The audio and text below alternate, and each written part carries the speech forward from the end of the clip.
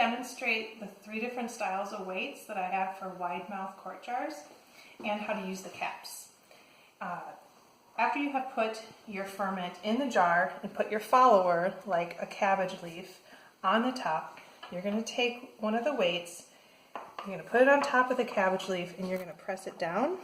And you can see that the brine rises over the weight, which is totally fine, and it may settle a little bit.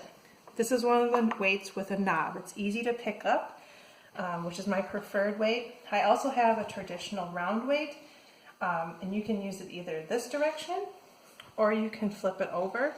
So you just put your index finger in the hole, put it over that cabbage leaf, and again, you just press it down. And you let it sit there, and then when you're ready to ferment it, you take one of the cloth covers if you choose to use it, and you put it over the jar, and there you go. You put it in a darker environment for fermenting. So as far as the split weight, they only fit in a wide mouth quart jar. It will not fit in a pint jar. And how you put them in after you'd put your cabbage leaf in, you'd put them in at an angle, because they won't fit this way. You're going to put them in at an angle, put it up against the side. You take the second one, you're going to put it at an angle, put it down in there, and then you're also going to push them down.